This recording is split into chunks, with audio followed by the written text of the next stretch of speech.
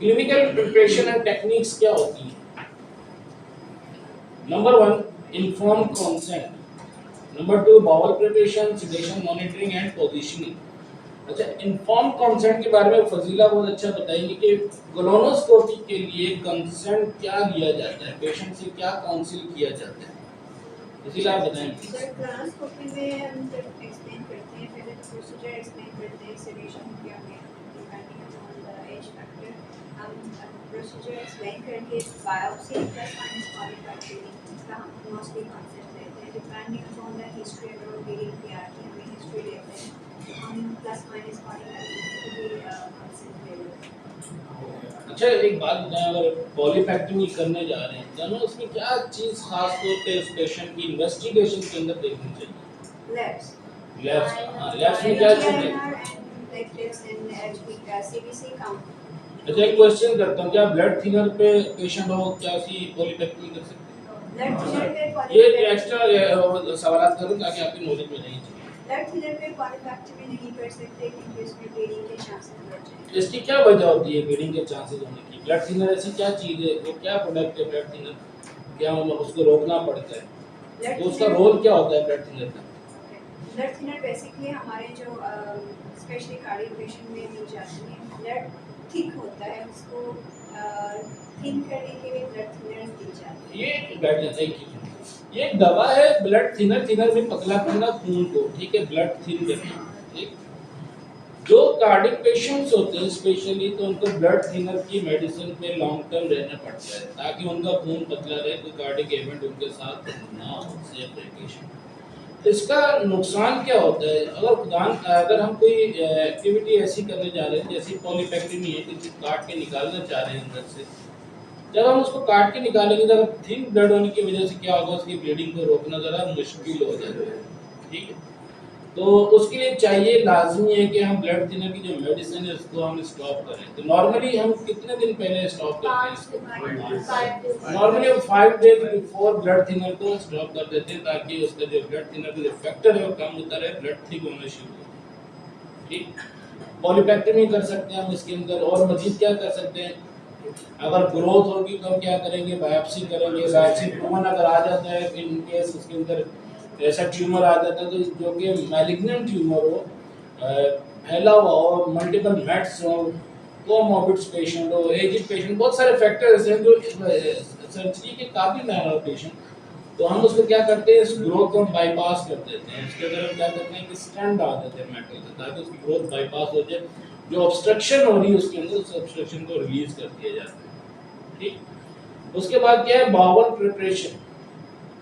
Bowl preparation किस तरह से की जाती है कोलोनोस्कोपी के पेशेंट की? इसमें मैं दो चीजें ऐड करूंगा, आप लोगों ने दोनों चीजें बतानी है, नॉर्मली एडल्ट पेशेंट की और एक अंडर एज पेशेंट की, ठीक। अब आप बताएं फजीला कि बाउल प्रिपरेशन एडल्ट पेशेंट है, नॉर्मल पेशेंट है, तो उसकी बाउल प्रिपरेशन का क्या मेथड होगा? एक्चुअली एडल्ट पेशेंट में 24 आवर्स पहले सॉलिड मील बंद किया जाता है, क्लियर लिक्विड पे पेशेंट रहेगा। सॉलिड मील यानी हम जो खाना खाते हैं चबा के खाने वाला, उसका हम 24 आवर्स बिफोर स्टॉप करना होता है, ठीक है। और क्लियर लिक्विड पे रहेंगे, वाटर एंड ओआरएस, छानी हुई मील, कहवा, ये चीज़ें यूज़ करनी है। अच्छा, क्लियर लिक्विड में क्या मिल्क यूज कर सकते हैं? मिल्क यूज़ नहीं कर सकते क्योंकि इससे स्टूल बनता है। तो क्लियर लिक्विड अगर हम ले रहे हैं और पेशेंट थोड़ा सा डिहाइड्रेशन की तरफ जा रहा होता है इनकेस, तो हमें क्या करना चाहिए सर कि उसको डिहाइड्रेशन से भी बचाएं? गुड, ओआरएस का इस्तेमाल करना चाहिए और पानी का ज़्यादा इस्तेमाल करना चाहिए। उसके आगे चलें। इसके अलावा कोलो प्रेप दी जाती है सुबह महीने से एक दिन पहले सुबह 11 बजे और शाम के 4 बजे। व्हाट इज कोलो प्रेप? उनका तो कोलो प्रेप दी जाती है एक दिन पहले सुबह 11 बजे, शाम 4 बजे। कोलो प्रेप क्या चीज़ है? कोलोनोस्कोपी प्रेप सॉल्यूशन होता है जो कि हमारा इसका जो बेसिक रोल होता है, हमारी जो गट होती है उस गट में जितना भी स्टूल होता है क्लियर कर दे, गट पूरी क्लियर हो जाए। अगर स्टूल है, ब्लड है, कुछ भी व्हाटएवर गट के अंदर है उसको पूरा क्लीन कर देता है। तो उसका एडवांटेज ये होता है अगर प्रॉपर कोलोप्रेप इसने सॉल्यूशन यूज किया हो, प्रॉपर इसने मील बिफोर में स्टॉप किया हो 24 आवर्स बिफोर, और ऐसी कोई मिल्क टाइप की कोई चीज़ यूज ना की हो, तो उसकी बॉल प्रिपरेशन अच्छी होगी। अगर इस तरह की चीज़ें यूज करके अगर वो बॉल प्रेप कर रहा है तो it's not a good ball prep, right. उसके आगे बताएं। और इसके अलावा रात के 12 बजे एडल्ट्स को एनपीओ होना, जो यंग पेशेंट है जिनमें जो मोस्टली चिल्ड्रन 10 साल से छोटे बच्चों में मुफ्त के साशे दिए जाते हैं एक 12 बजे। अच्छा, एक चीज मैं क्लियर करूं, एक हमारा बड़ा मिसकॉन्सेप्ट है कि रात के 12 बजे इसको एनपीओ करना चाहिए। रात के 12 बजे एनपीओ करते हैं पेशेंट के नेक्स्ट डे कोलोनोस्कोपी 12 बजे अगले दिन दोपहर में होती है, क्या बेहतर ये या नहीं? वो तो डेफिनेटली फास्टिंग तो प्रोलॉन्ग होगी, लेकिन रात के 12 नॉर्मली कितनी फास्टिंग होनी चाहिए पेशेंट की? 6 से 8 6 to 8 तो रात 12 बजे बहुत अर्ली होता है। अगर आपको अर्ली मॉर्निंग कोलोनोस्कोपी करनी है तो 6 to 8 यानी 12 बजे आप उसका एनपीओ करके, अगर नहीं करनी तो उसका टाइम फैक्टरली बढ़ाते जाएं। जिस टाइम पे आपको उसकी कोलोन करनी है उसे 6 to 8 आवर्स पहले उसका एनपीओ करना है पेशेंट को, ठीक है। एनपीओ में क्या-क्या चीज स्टॉप होती है? सब चीज स्टॉप होती है कुछ? क्योंकि पेशेंट ऑलरेडी क्लियर लिक्विड पे होगा तो लिक्विड ही बनेगा। अच्छा, एक चीज बताएं, अगर पेशेंट अंडर एज है, पेशेंट 10 साल का बच्चा है, तो क्या उसकी बाउल प्रेप इसी तरह होती है? नहीं सर, उसमें एक्चुअली मूव का साशे दिए जाते हैं, 4 मूव के साशे 500 लीटर। आप लोग सुन रहे हैं ना सारी कंफ्यूजन, या आप लोगों के लिए पूछा जा रहा है? 500 लीटर वाटर महीने से एक दिन पहले दोपहर 12 बजे, और यही फॉलो मूव के साशे शाम के 6 रिपीट। और इन बच्चों का एनपीओ कब से होगा? सुबह 3 बजे से। सुबह 3 बजे से। अच्छा, एक बात बताएं कि इसका जायका थोड़ा तुच्छ होता है, मज़ा नहीं आता, तो हमें क्या करना चाहिए कि इसका जायका बेहतर हो जाए और हम इसको पी सकें आराम से? जूस में मिला लें, जामे चीनी में मिला लें, किसी भी ट्रांसपेरेंट जूस उसमें हम मिला के इसको पी लें, ताकि इसका जायका थोड़ा जो तुच्छ जायका होता है अच्छा महसूस होना शुरू। वरना क्या होता है, नॉर्मली पेशेंट वॉमिट कर देता है। बाद वक्त हम ऐसा करते हैं, पेशेंट कहते हैं यार मैंने पिया तो था लेकिन थोड़ा वॉमिट हो गया, थोड़ा बेहतर हो गया। ऐसे पेशेंट की जो बावल प्रिपरेशन होती है वो अच्छी नहीं होती। तो रिपीट इसके प्रोसीजर से बचने के लिए बावल प्रिपरेशन लाजमी प्रॉपर होनी चाहिए। आप थैंक यू। एक चीज़ मैं ऐड करता हूँ आपकी नॉलेज के लिए, फ्यूचर में जब आप कहीं फ्यूचर में काम करने जाएंगे, हमारी एक हैबिट बनानी होनी चाहिए।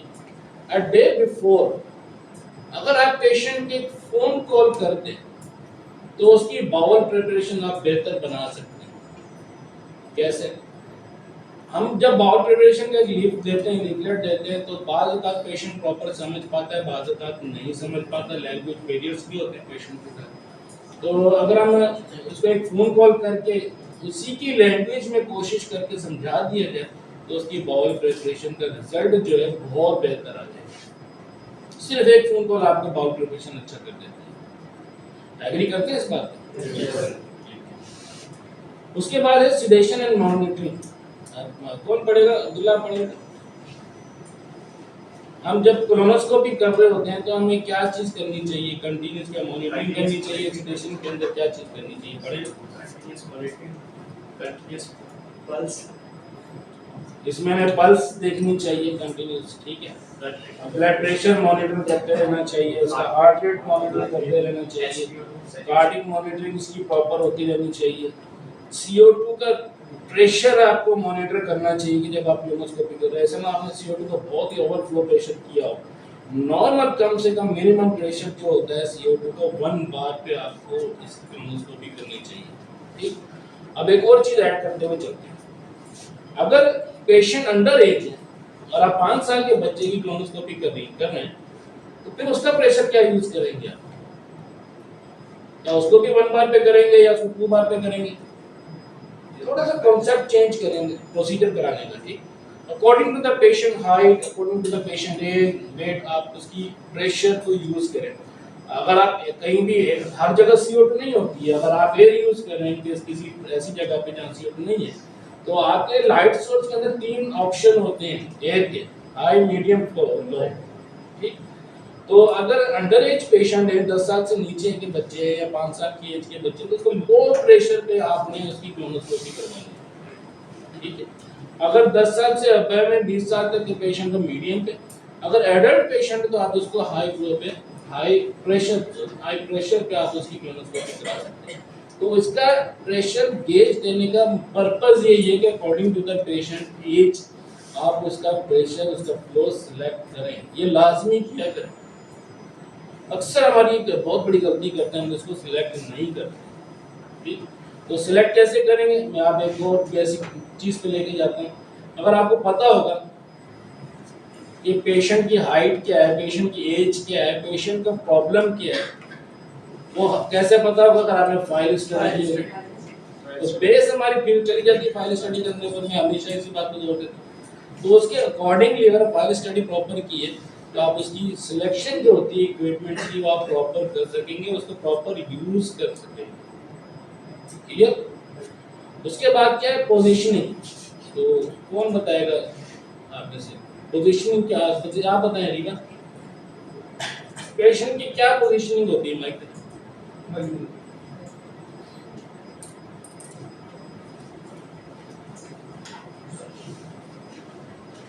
बिल्कुल लेफ्ट लेटरल होती है और लेग्स पूरी टमी के साथ होनी चाहिए प्रॉपर, उसका एडवांटेज क्या होता है? ताकि लूप वगैरह ना बने, प्रॉपर एग्जामिन हो जाए। Proper examine. अगर लूप बने तो फिर उसको डिटेक्शन कैसे होती है लूप? समटाइम हम लोग प्रेस करते हैं स्टमक को, उससे भी लूप खत्म होते हैं, और समटाइम डॉक्टर लूप को खत्म करने चलो ये सवाल भी तो कहते हैं, लूप आइडेंटिफाई किस तरह होता है पेशेंट के अंदर एक स्कोप का loop? What is loop? How many types of loop? और लूप का कैसे पता चलता है? कौन बताएगा आप लोगों में से?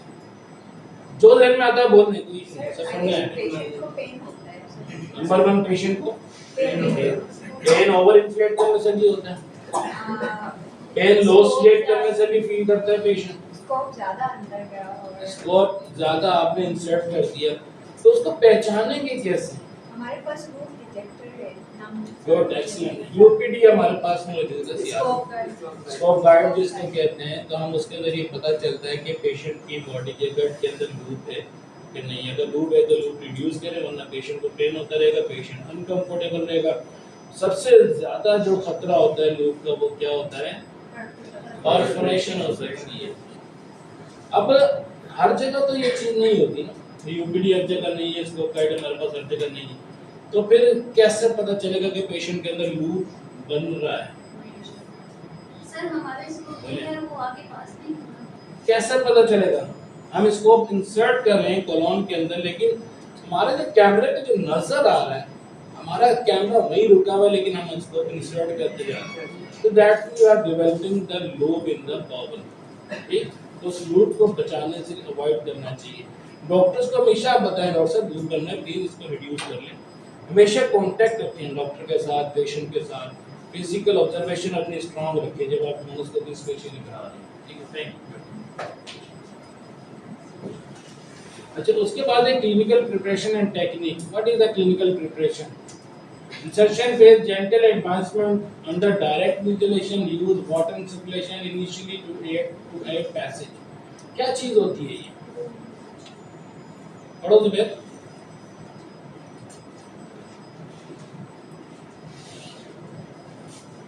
जेंटल एडवांसमेंट क्या चीज है? आराम से स्कोप को आराम से स्कोप डालें, आप रश करते हुए ना डालें।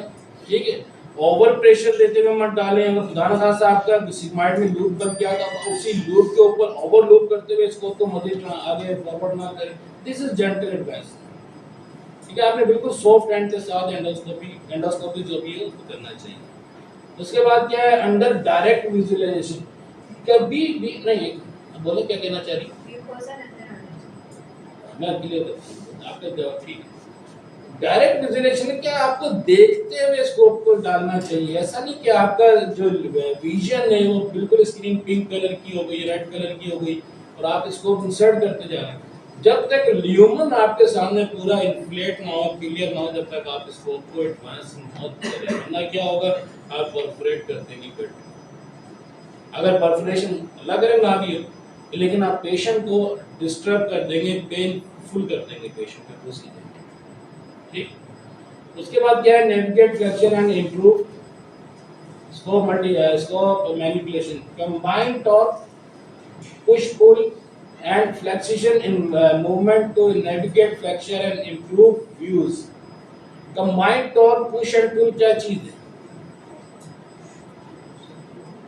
जो ध्यान में आ रहा बोलिए। मतलब स्कोप को स्ट्रेट रखो। स्कोप को स्ट्रेट रखना, पुश एंड पुल टेक्निक को दोनों कंबाइन यूज करते हैं। पुश एंड पुल क्या होती है, जब आप इसको पुश कर रहे होते हैं तो क्या होता है, सम टाइम पीछे से लूप बन रहा होता है, छोटा सा लूप बनता है, गट को प्रेशर मिलता है, तो आप वन बाय वन मूवमेंट करें।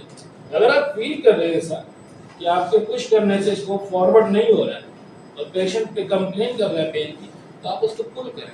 तो पुश एंड पुल दोनों कंबाइन करके आप इसको यूज करें, ठीक। उसके बाद क्या, विथड्रॉल इंस्पेक्शन।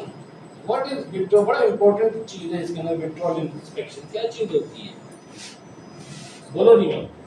विथड्रॉ मतलब ये होता है कि जब हम कोलोनोस्कोपी करते हैं तो हम तो जब कोलन करते हैं एनएस से लेके पूरा टर्मिनल एलियम तक जाते हैं तो एक लाइन पे चले जाते हैं सीरियसली। लेकिन विथड्रॉ करने का मतलब होता है कि 6 मिनट तक हमने हर फोन को देखना होता है। 6 मिनट तक, मिनट में ये होता है कि कोई भी बस भाई आगे क्लियर कर।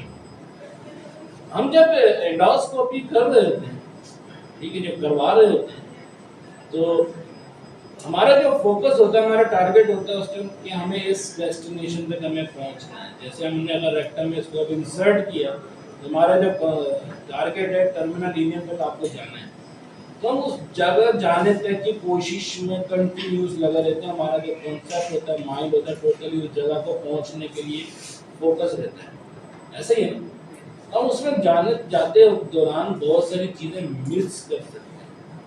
पॉलिप फिक्स कर दिया, कोई छोटा सा लीजन हुआ वो मिस कर दिया, कोई सिसाइल पॉलिप ऐसा नजर आता है वो मिस कर दिया। तो हमें क्या करना चाहिए, अंदर जाने के बाद जब वापसी का सफर हमारा शुरू होता है टर्मिनल एलियन से, तो हमें विथड्रॉ करने के लिए एक टाइम पीरियड होना चाहिए। ऐसा नहीं कि आपने इसको $5 और आपने एकदम विथड्रॉ करवा दिया इसको, तो अब आपको फोकस 100% बॉवल के ऊपर रखना पड़ेगा। उस टाइम भी रखा था लेकिन उस टाइम मिस होने का चांस ज़्यादा थे।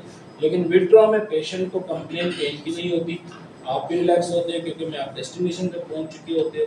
फिर आप जब विथड्रॉ करते हैं प्रॉपर इन्फ्लेट, विजन, डिफ्लेट, ठीक। फिर आपने पुल बैक किया, इन्फ्लेट, जितना आपको गट का एग्जामिनेशन करना है उतनी एयर या उतना CO2 यूज़ करें, इससे ज़्यादा मत यूज़ करें, मतलब पेशेंट को पेन होता रहेगा, पेशेंट अनकंफर्टेबल रहेगा, ठीक। तो फिर समझे इस चीज़ को, जितना आपको देखना है उतना इन्फ्लेट कर लिया, आपने देख लिया, उसको डिफ्लेट कर दिया, फिर आप विथड्रॉ कर दीजिए।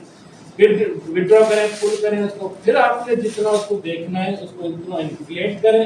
इन्फ्लेट करने के बाद देख लिया तो पैथोलॉजी नहीं मिली, उसको डिफ्लेट करके फिर आप पुल टेक्निक यूज करें। इसी तरह one by one, step by step, inflate, visualisation, deflate, pull, 4 चीजें दोबारा रिपीट करें।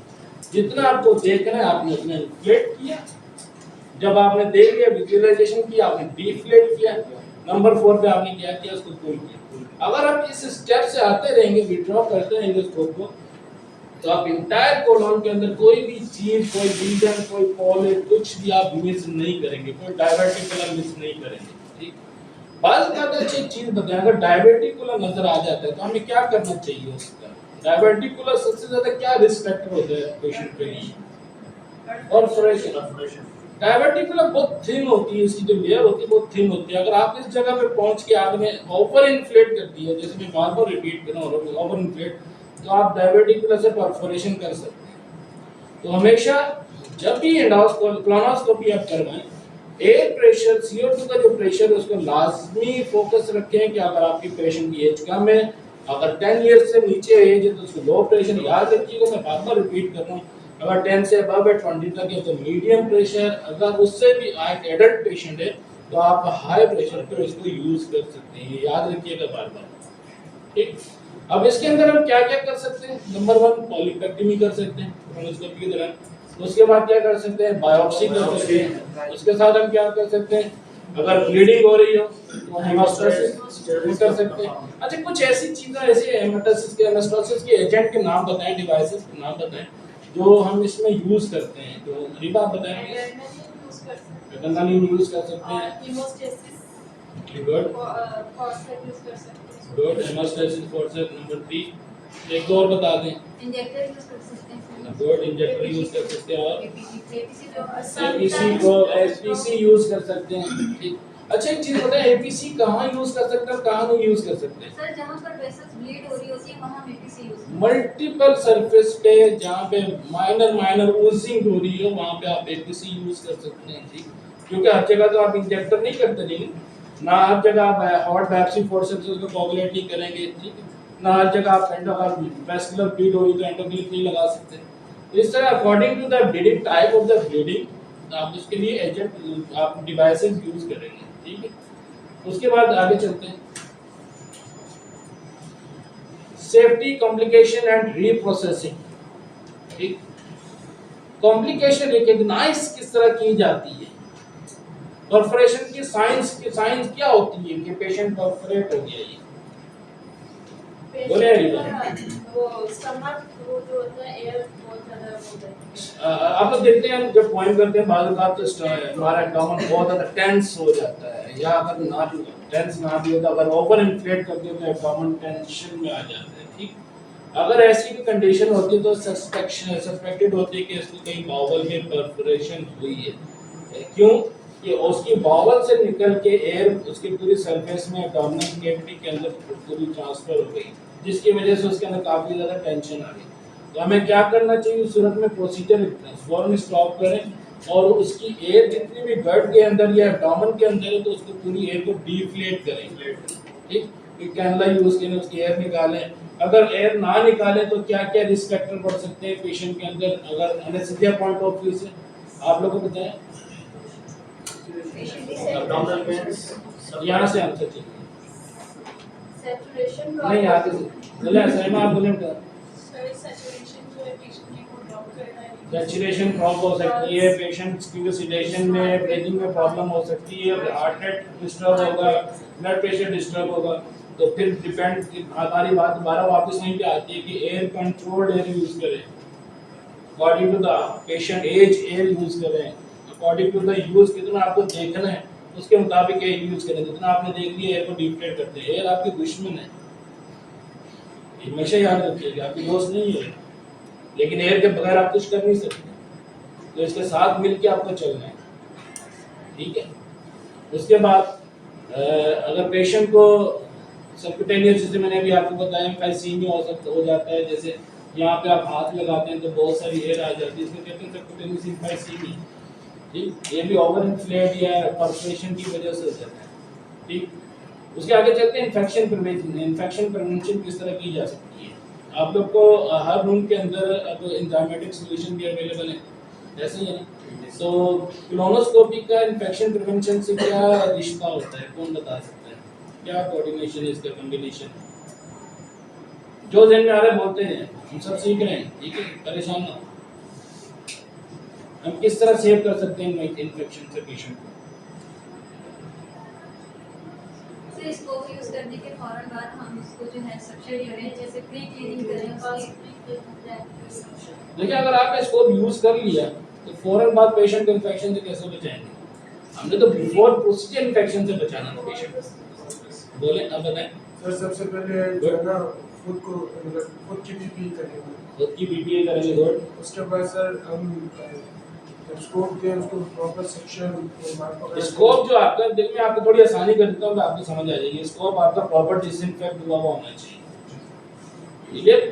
आप जो एक्सेसरीज यूज कर रहे हैं वो प्रॉपर स्टरलाइज हुई भी होनी चाहिए। अगर आप रीयूज कर रहे हैं, अगर आप सिंगल यूज कर रहे हैं दैट वाज स्टरलाइज, तो टेंशन नहीं।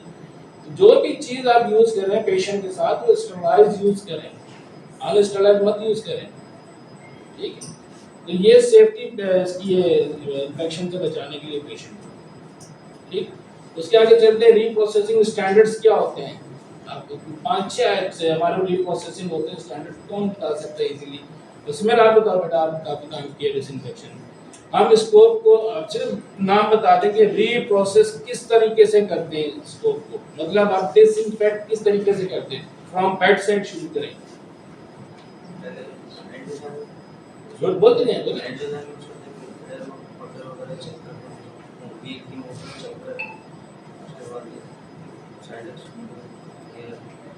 देखिए स्कोप प्रॉपर डिसइंफेक्ट हुआ होना चाहिए, आप चेक करें, ठीक, नंबर 1। तो आपको कैसे पता चलेगा? हर स्कोप के साथ एक इंडिकेटर होता है कि ये प्रॉपर स्कोप डिसइंफेक्ट हुआ है, ठीक। प्रॉपर जो हमारी जो एसेसरीज हैं डिसइंफेक्ट हुई हैं। बिफोर प्रोसीजर आप स्कोप के दोबारा चेक करें कि इसके व्हील्स एंगुलेशन व्हील्स प्रॉपर काम कर रहे हैं कि नहीं कर रहे, इसका एयर चैनल वर्किंग कर रहा है कि नहीं, जो एयर के साथ वाटर आता है वाटर चैनल प्रॉपर इसका काम कर रहा है कि नहीं कर रहा, इसका जो इरिगेशन सक्शन चैनल है एसेसरी चैनल है प्रॉपर काम फंक्शनिंग है कि नहीं है। ऐसा तो नहीं है कि अंदर से कोई डैमेज है आप इसके अंदर फोर्सेप डालें कि ब्रश डाल के यूज़ करें, इसको चेक करें। तो हर चीज़ प्रॉपर चेक करके डिसइंफेक्ट बेबी स्टरलाइज एसेसरीज के साथ आपको यूज़ करके करना है। हमेशा अगर आप याद रखिएगा जब आप अनस्टरलाइज चीज़ें यूज़ करेंगे या अपना एनवायरनमेंट आपका अनस्टरलाइज होगा। अब एनवायरनमेंट से मेरा बहुत बेसिक चीज़ मैं आपको समझाना चाह रहा हूँ, व्हाट इज एनवायरनमेंट। नहीं, माहौल के अंदर बहुत सारी चीज़ें आती हैं। अब सुनिएगा मेरी बात, हम इन्फेक्शन कहाँ से पेशेंट को देते हैं हमने कभी शायद सोचा भी ना हो। आप लोगों को मैंने शायद एक दफ़ा बताया भी इन्फेक्शन कहाँ से आता है जो हम सोचते नहीं है। बोले टच करने से, किस चीज़ को? सुने आप, पेशेंट को छोड़ दें, आपको पेशेंट नहीं है, ठीक है, आपने प्रोसीजर करवा दिया, पेशेंट चला गया। इन्फेक्शन आपके रूम में मौजूद है, कहाँ कहाँ पर? बहुत सारी छोटी छोटी चीज़ें। नंबर 1 बटन्स के ऊपर, आप ट्रॉलीज के जितने भी बटन है आप गंदे ग्लव्स से भी उसको साफ हाथ लगाते हैं और साफ ग्लव्स से भी आप उसको हाथ लगाते हैं और बिना ग्लव्स के भी आप उसको हाथ लगाते हैं, ऐसा ही है ना? तो इन्फेक्शन का सोर्स क्या बन गया? बटन, जिनको हम सोचते भी नहीं है। आगे चलते हैं, इन्फेक्शन का सोर्स पिगटेल आप यूज करते हैं। कभी आप लोगों ने डिसइंफेक्ट की? उन्हीं साफ हाथों से आपने पिगटेल यूज की थी, प्रोसीजर के बाद उन्हीं गंदे ग्लव से आपने पिगटेल उतारी, तो कभी आपने डिसइंफेक्ट किया इसको? नहीं किया। तो इन्फेक्शन का सोर्स क्या बना? ये वो छोटे छोटे फैक्टर्स हैं जिनके बारे में हम सोचते भी नहीं है और वो बहुत बड़ा सोर्स होता है इन्फेक्शन का। आप रूम की लाइट्स ऑफ ऑन करते हैं गंदे ग्लव से भी, विदाउट ग्लव, साफ ग्लव से भी, ऐसे ही है। स्ट्रेचर को मूव करते हैं, आप डिसइंफेक्ट स्ट्रेचर कभी नहीं करते। आप डोर 10 दफा क्या 50 दफा दिन में खोलते हो उसी हैंडल से, आप उसको डिसइंफेक्ट नहीं करते। आप प्रोब यूज करते हैं पेशेंट के, आप उसको भी डिसइंफेक्ट नहीं करते। कितने छोटे छोटे सोर्सेज हैं आपको जो पेशेंट को आप इन्फेक्शन प्रोवाइड कर रहे हैं। तो इसकी सेफ्टी किस तरह हो सकती है? कौन बताएगा इसकी सेफ्टी किस तरह करेंगे? बोले बेटा। उसको डिसइंफेक्ट कर, जितना भी एरिया है हमारे रूम्स के अंदर हम उसको डिसइंफेक्ट करेंगे। अब एक चीज थोड़ी सी जहन में आती है कि हर प्रोसीजर के बाद डिसइंफेक्ट करेंगे। अगर ऐसा करने चलेंगे तो हमारा तो आधा घंटा 1 घंटा तो डिसइंफेक्शन में जाया हो जाएगा। ऐसे ही ना, जाया तो मतलब नहीं बोलना चाहिए, यूज हो जाएगा। तो एटलीस्ट वो चीजें जिन्होंने आप जिसको आपने टच किया है फौरन आप उसको डिसइंफेक्ट आफ्टर द प्रोसीजर फौरन करें, बिफोर नेक्स्ट पेशेंट लेने से पहले, ठीक है। अपने डोर हैंडल्स को याद रखिएगा, आप लोग कभी भी इसको वो नहीं करते, अपने रिसीवर फोन का यूज करते हैं, आप गंदे ग्लव्स से भी विदाउट ग्लव्स भी आप यूज करते रहते हैं। तो कितने छोटे छोटे सोर्सेज हैं इन्फेक्शन के, ठीक। अब इसको डिसइंफेक्शन करने का मेथड क्या है? क्या इसको हाई लेवल डिसइंफेक्शन पे लेके जाएं या CSSD में भेजें? डेफिनेटली। तो 3 टाइप्स होते हैं डिसइंफेक्शन के, high, lower, high, medium, low level. तो जो सबसे लो लेवल डिसइंफेक्शन का है आप उस मेथड को यहाँ अप्लाई करेंगे, ठीक है। कभी मत भूलिएगा कि अगर आपको खुद को इन्फेक्शन से बचना है, अपनी फैमिली को बचाना है और पेशेंट को बचाना है, तो आप लो लेवल डिसइंफेक्शन को आदि बना लें, अपने आदत में शामिल कर लें, कंटिन्यूसली करते रहें आप लोग, ताकि आप लोग सेफ रहें, आप सेफ हैं, आपकी फैमिली सेफ है, आपका पेशेंट सेफ, ठीक। एग्री? कुछ क्वेश्चन अगर आप कुछ पूछना चाहते हैं क्या आपको जो आज बताया गया वो समझ आया? जैसे जब ग्लव्स पहन लें, प्रोसीजर कराने के लिए जब ग्लव्स पहन लें तो चीज़ों को टच करना छोड़ दें, सिर्फ आप स्कोप को ही पकड़ें, जो ज़रूरी चीज़ है उसको पकड़ें। अगर आपने ग्लव्स पहन लिए, ये स्टेलाइज ग्लव्स है, स्टेलाइज ग्लव्स है। अगर आपने इस स्टेलाइज ग्लव्स से लाइट भी ऑन कर दी और मोबाइल भी उठा लिया तो आपकी स्टेलाइजेशन खत्म हो गई। स्टेलाइज ग्लव्स, और अगर कोलोनोस्कोपी के लिए अगर स्टेलाइज नहीं पहनते तो जो भी ग्लव्स पहनते हैं, आपने ग्लव्स पहन लिया, प्रोसीजर शुरू करा दिया तो मतलब आपके हाथ तक गड़बड़ी हो गए। अब आप इस चीज़ को कम से कम टच करें, किसी से कहें कि करो, टच करो। सबसे ज़्यादा जो चीज़ होती है जिसको आप लोग टच नहीं करते हैं वो है एनेस्थीसिया का मॉनिटर या एनेस्थीसिया की मशीन, लेकिन उसके ऊपर भी इन्फेक्शन होता है, उसके ऊपर भी इन्फेक्शन होता है। कहाँ से आता है? हम फैलाते हैं, हमारे हाथ गंदे, हम गए कोई चीज़ देखना होगा, हमने नई रीडिंग ले लो, उन्होंने बटन दबा दिया, अब बटन तो उन्होंने दबा दिया, वहाँ पे लग गया, फिर वो चले गए, दूसरे ने आया, दूसरे ने सबने कहा था नई रीडिंग लो, उसने एक बटन दबा दिया, उनके हाथ में वही लग गया, उस कमरे से निकल के चले गए, दूसरे कमरे में चले गए, है ना, वहाँ जाकर उन्होंने कोई ड्रग बना दी, तो फैलाते भी हम ही लोग हैं। तो हमें करना क्या है, एक तो ये कि हम कम से कम चीज़ों को टच करें, जो उस प्रोसीजर में इन्वॉल्व हो, सिर्फ वही उन चीज़ों को छुए, बार बार हाथ धोए। इसका एक और मसले का हल ये है कि बार बार अपना हाथ धोएं, ताकि आपके हाथ कम से कम साफ रहे, आप फैलाने वालों में शामिल ना हो, है ना। ये बार बार हाथ धोए, इसीलिए 2 बेसिन साथ साथ लगाए हैं, ताकि और जो लोग रिकवरी में काम करते हैं उनसे भी मेरी गुजारिश है कि वो भी आगे बीच में बार बार हाथ धोएं, वो पेशेंट को वो लोग भी टच करते हैं, ठीक है। हमने क्या सीखा है?